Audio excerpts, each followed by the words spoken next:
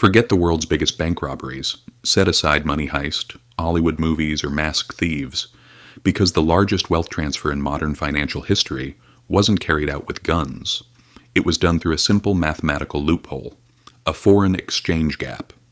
If I told you right now as you watch this video that you could turn $1 in your pocket into $100 or even $1,000 within seconds, without any production, any risk, and with just a single signature, what would happen? You'd likely become the richest person in the world. But what happens if an entire state builds its whole economic model on this magic trick? The answer is tragically simple. Venezuela. Today, as we explain the collapse of Venezuela, we are going to set aside the superficial headlines you hear every day about falling oil prices or attacks by foreign powers. Instead, we will talk about the real killer behind the scenes of that collapse: currency arbitrage, fiscal dominance, and how a nation turned its own currency into a suicide weapon. If you truly want to understand what determines the value of the money in your wallet, don't go anywhere. Because this story isn't just about Venezuela, it's about the unchangeable laws of economics. Before we begin this financial autopsy, we need to correctly identify the victim at the crime scene. Venezuela wasn't always a poor country struggling with crises. In fact, it was quite the opposite. During the 1950s and 70s, Venezuela was called the dream of Latin America. It was a prosperous society that, in terms of GDP per capita, surpassed Spain, Japan, and even Germany at certain times. Paris fashion was sold in stores in Caracas, and people took weekend shopping trips to Miami. So, how did a country floating on black gold, possessing the world's largest proven oil reserves, reach a point where it couldn't even import toilet paper or feed its citizens? Economists usually begin explaining this situation with Dutch disease. Without understanding this theoretical foundation, we cannot solve the actual financial crime. Dutch disease is this: an abrupt and massive influx of foreign currency into a country due to natural resource exports. This is exactly what happened during Venezuela's oil boom in the 2000s. When oil surpassed $100 a barrel, dollars were flowing into the country. This abundance of foreign currency artificially overvalued the local currency, the bolivar. What happens when your local currency is overvalued? Importing goods from abroad becomes much cheaper than producing them at home. Venezuela jumped headfirst into this trap. Instead of strengthening the country's industrial infrastructure or investing in technology, the state used the billions of dollars pouring into its coffers to finance imports. Imagine you are a farmer producing tomatoes. But because of the state's overvalued currency, bringing in tomatoes from Colombia costs half of your production cost. What do? You stop producing. If you are a factory owner, you shut down and become a trader. Thus, during those wealthy years, Venezuela withered its own production muscles and fell into a state of financial obesity. The country became dependent on foreign sources for everything from needles to thread. But this was only the introductory part of the movie. The real financial disaster came with a lethal market intervention under the mask of social justice. We are now coming to the darkest, least talked about part of the story, which we call the hidden financial cause: currency control in the CADIVI system. In 2003, under the pretext of preventing capital flight and keeping food prices low, the government fixed the price of the dollar. They said, "The market cannot determine the price of the dollar, I will." And they locked the official exchange rate at a level far below market realities. This was the moment Venezuela's economic death warrant was signed. Why? Because this system created the largest arbitrage mechanism in history. In finance, arbitrage is earning a risk-free profit from price differences. In Venezuela, the official rate said $1 equals 10 bolivars.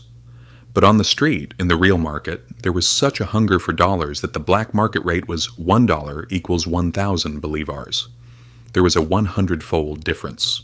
This spread turned into a horrific corruption machine. Imagine how the system worked with an example. You are a businessman close to the government. You go to the state and say, "I will import medicine from abroad. Our people need it." The state sells you $10 million at the official rate. Extremely cheap. You take that $10 million. Normally, what should you do? Buy the medicine and bring it into the country. The smart elites in Venezuela didn't do that. Either they didn't import anything at all, bringing in empty containers, or they sold the goods they brought at exorbitant prices. Then they took those cheap dollars and exchanged them on the black market for 1,000 bolivars. Think about it. Multiplying your money hundreds of times without producing anything, without creating any value, just with a foreign exchange allocation document. In financial literature, this is known as moral hazard. This system caused Venezuela's oil revenues to flow into the Swiss bank accounts of those performing this arbitrage, rather than into the pockets of the people. It is estimated that hundreds of billions of dollars evaporated through these ghost imports. And the exchange rate gap. The country's reserves dried up because the system rewarded currency speculation, not production. Of course, there was only one condition for this Ponzi scheme to continue. Oil prices had to stay high, and fresh dollars had to keep flowing into the state coffers. But in financial markets, there is no such thing as an eternal rise. When oil prices crashed in 2014, the party was over. The lights came on, and it was revealed how naked the Venezuelan economy actually was. When oil revenues dropped by more than 50%, the state no longer had the dollars to finance these imports. Shelves began to empty because domestic production had already been killed years ago by Dutch disease. When the money to buy from outside also ran out, famine began. So, what did the government do at this point? Did they cut spending? No. They committed the ultimate sin of macroeconomics, fiscal dominance, and monetization. To put it simply, the state couldn't collect taxes or find loans to close the budget deficit, so it took the easy way out. It printed money. The Central Bank of Venezuela, by order of the political authority, printed trillions of unbacked bolivars and pumped them into the market. It is the Rule 101 of economics. If the quantity of goods in an economy decreases, no production, while the quantity of money, M2 money supply, increases, the result is not just inflation, it is hyperinflation. Prices began to double every 24 hours. Money completely lost its function as a store of value. People started using backpacks, or even wheelbarrows instead of wallets, when going shopping because a bag of money was needed to buy a kilo of cheese. The currency became so worthless that the economy reverted to a barter system. A haircut in exchange for 2 packs of pasta, a dentist appointment for 5 cans of tuna. The modern financial system completely collapsed. Furthermore, we must mention how the state oil company, PDVSA, was destroyed during this process. An oil company is a technical enterprise. It needs to invest and repair wells.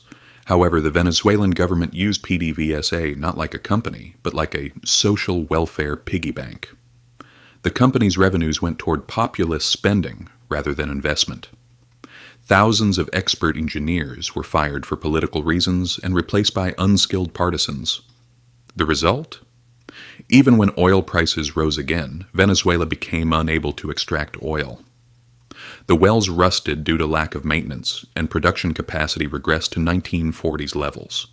They had the winning ticket, but they had demolished the booth where they could collect the prize.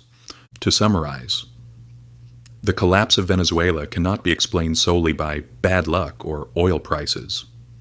Norway is an oil country, so are Saudi Arabia and Qatar. None of them experienced this scenario. What erased Venezuela from the map was in stubborn financial management that declared war on market realities, a massive corruption mechanism created through currency arbitrage, and the flight of capital as property rights were destroyed. This story reminds us of the most ruthless rule of financial markets. There is a law of gravity in economics. If you try to determine the value of a currency by decree, law, or threat, the market will eventually present you with the bill. And unfortunately, those who pay this bill are not the politicians who made those decisions or the arbitrage rich. It is the ordinary citizens whose savings turned into dust overnight and who cannot find medicine in the pharmacy. Venezuela is a living, breathing, and painful laboratory example of how populism remains helpless against financial mathematics. Don't forget to subscribe to the channel for more of these technical analyses behind the scenes of the economy, and let us know in the comments which topic you want us to examine next. Keep your financial literacy high and see you in the next video.